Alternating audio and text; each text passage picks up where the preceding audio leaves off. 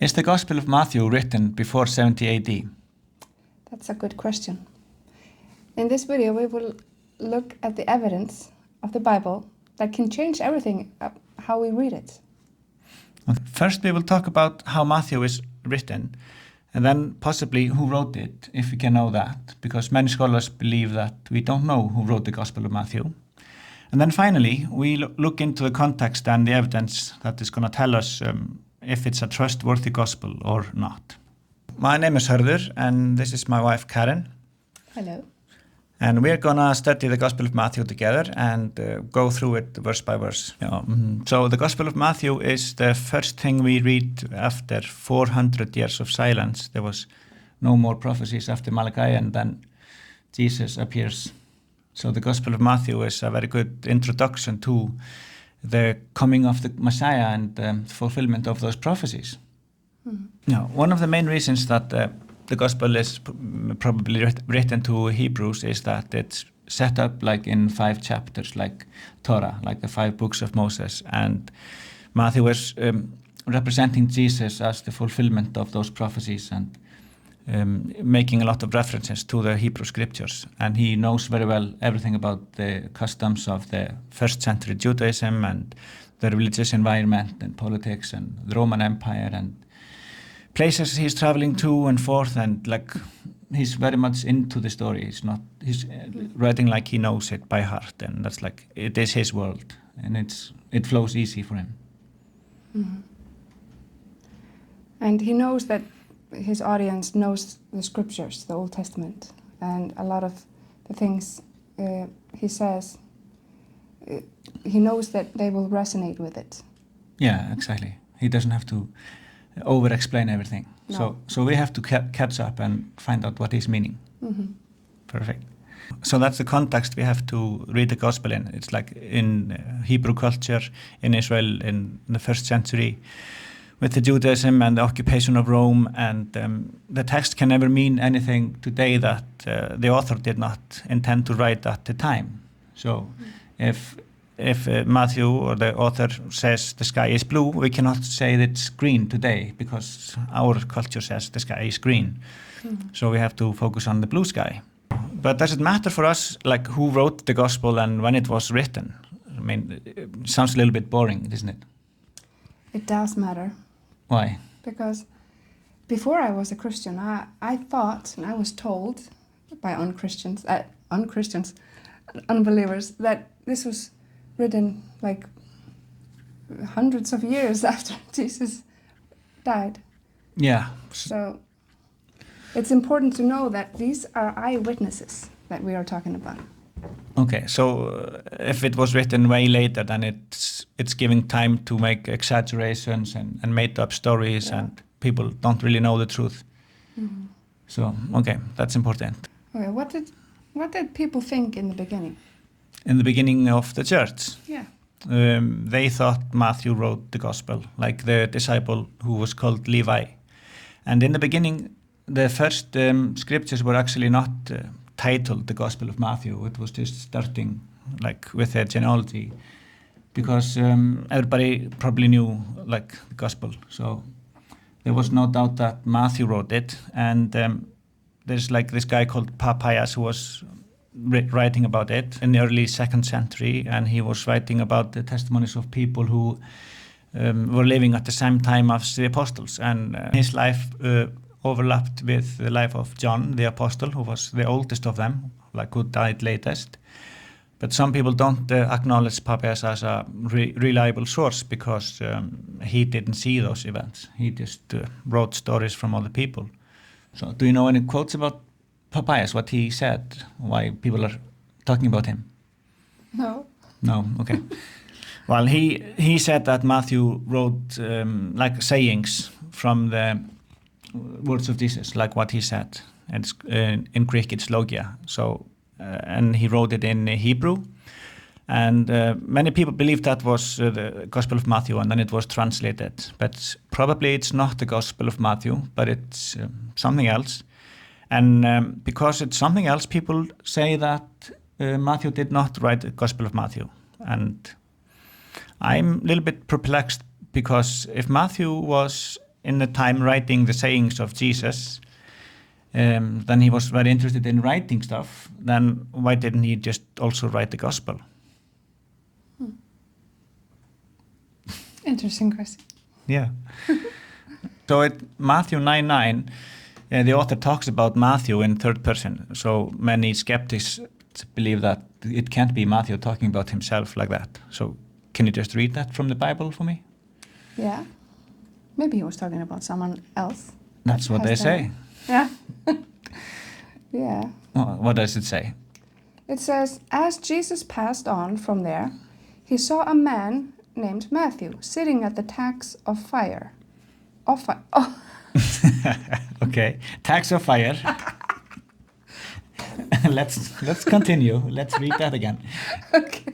It's like misinterpretation of the Bible. It's like we're making a cult. No. The tax of fire. Okay. Okay. As Jesus passed on from there, he saw a man named Matthew sitting at the tax office. Tax office, yeah. That should be on fire. No. Okay. Yeah. That's a bad joke. Even today. No, okay. Okay, as Jesus passed on from there, he saw a man named Matthew sitting at the tax office. And he said to him, follow me. So he arose and followed him. Okay. So if I was writing a gospel, I would not say my name in the third person. So that's what people object. But it's actually not uncommon. We have like Caesar talking about the wars in Galilee when he said, and Caesar did that, and Caesar did that. So it's a way of writing which was recognized, and it makes the text a little bit more objective.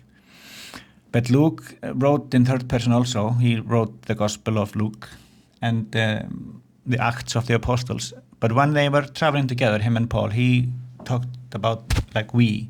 Then he said we did this and we went there. But otherwise, so that's different. That's another argument for why Matthew was probably not writing. If he was present, then he would have said, Jesus came and talked to me. Yeah. So we don't know. Yeah. But it's both ways in the old texts, like from this time. People did it both ways. Luke was probably the exception, not Matthew, writing about Matthew. So do you think Matthew was talking about himself? Yes, I think he was trying to be objective and did not want to take the spotlight because it was a story about Jesus, not himself. Maybe I should start talking about myself in third person. How would that sound? It would sound like you're crazy. Yeah, I think so. Yeah. But even if Matthew was not Levi, like if the author, let's just call him Matthew, he was not this guy Levi, then it's pretty obvious from the text that he was living in that time period and he was an eyewitness of Jesus and the events that happened. I want to say that the gospel was written somewhere between 30 and 60 AD. But many scholars disagree and say the gospel was written between 80 or 90, and that gives a little bit more time to make up stories and exaggerate. So I think people just believe what they want. Like, if I want to believe the text to be true, I will just say 30 to 60 because... Yeah, we pick a... Yeah, we pick that date. side. Yeah. It suits us because then there was other people around and they could say, no, it didn't happen like this, and they would write other stories. And if you think it was written way after, and then that becomes distance. Yeah, then it's like the story evolved and the miracles were actually just something else. Maybe everyone was on mushrooms or something. He wasn't demon possessed. He just had like epilepsy. What do you call it? Okay, sorry about our English. Epilepsy. Epilepsy. Yes. English is not our first language, but we are trying to do our best. Yeah, and this is getting a little bit heated discussions, but I want to ask about the temple tax in like Matthew 17:24, when Peter asked Jesus, like, should we pay the temple tax? If the gospel was written after the temple was destroyed, why would the author be talking about the temple tax? He wouldn't. Probably not. It would not be relevant anymore. No. And people who want the date to be later, like Bart Ehrman, he uses argument that the author knew about the temple destruction, and that's why he wrote about it in Matthew 24 when Jesus was prophesying. So it wasn't really a prophecy, it was just a historical record of what happened.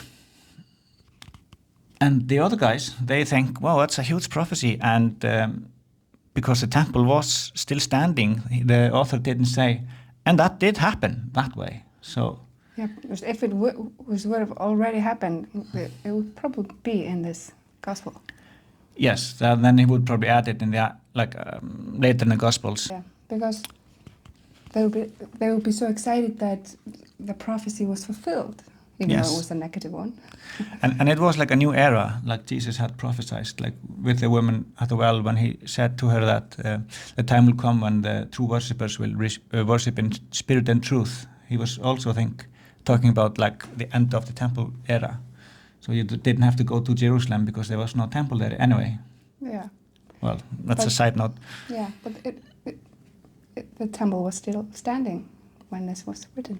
Yeah, I think so. Yeah. That means that it was written Before 70. 70, yeah. Also because there was like a huge massacre, there was like a huge destruction of Israel when the Roman army came, and you cannot write the gospel accounts and just skip that part when everybody got killed and taken away. Yeah. We get to that later, like who is going to be left behind and who's going to be taken away. I'm quite excited about talking about that. You love that. I love that part. Yeah.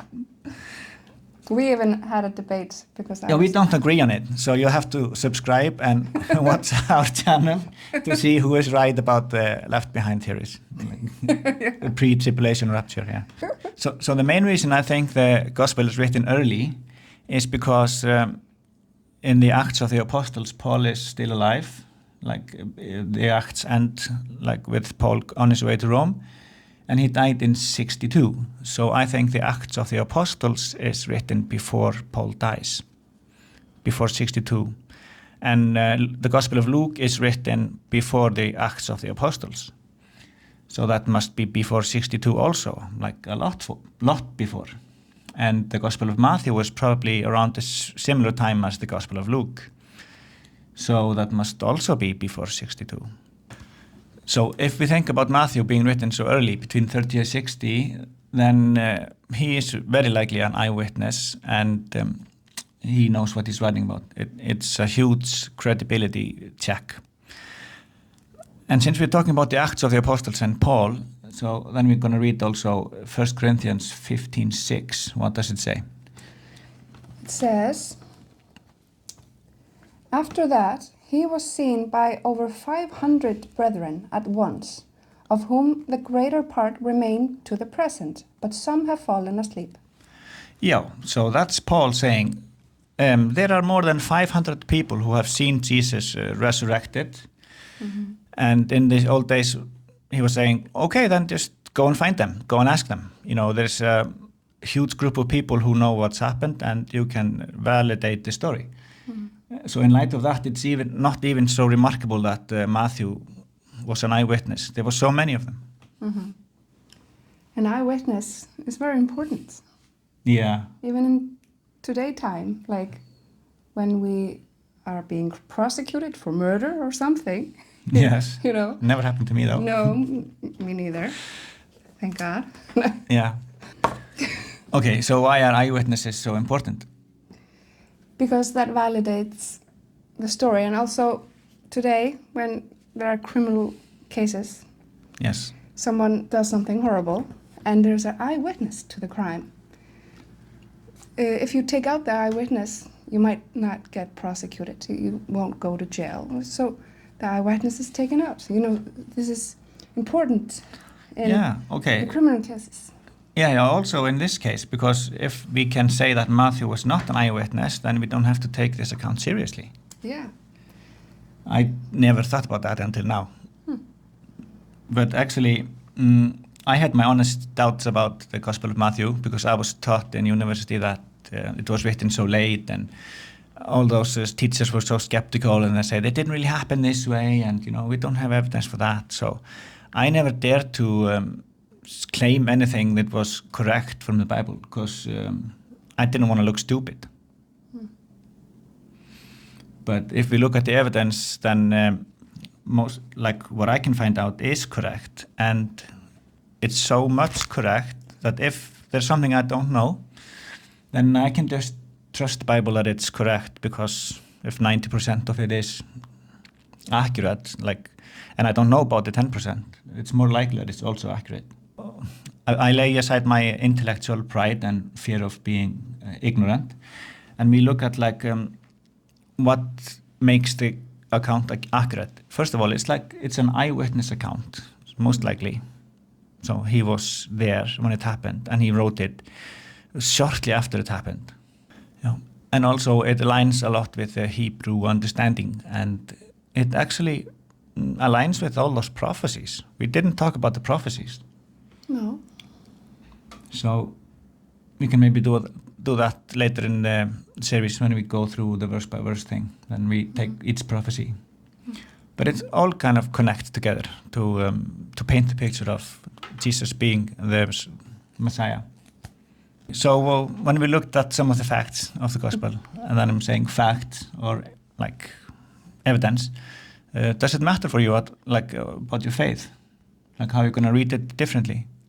Yeah, it does. It matters that this was written just shortly after he rose again, and was written by eyewitnesses, because if not, you might doubt it, doubt the rest of the Bible, doubt all the Bible. As you know, many believers struggle with that, and I also did that. Yeah, I did too. I didn't really dare to believe it until I knew it was like rock solid. Yeah. And it actually was Paul that convinced me by saying, like in the 1 Corinthians, like over 500 people are walking around saying the same thing. Mm-hmm. Go find them if you don't believe me. And this was just supposed to be like an informal introduction to Matthew, because we're going to start reading it next time. Mm-hmm.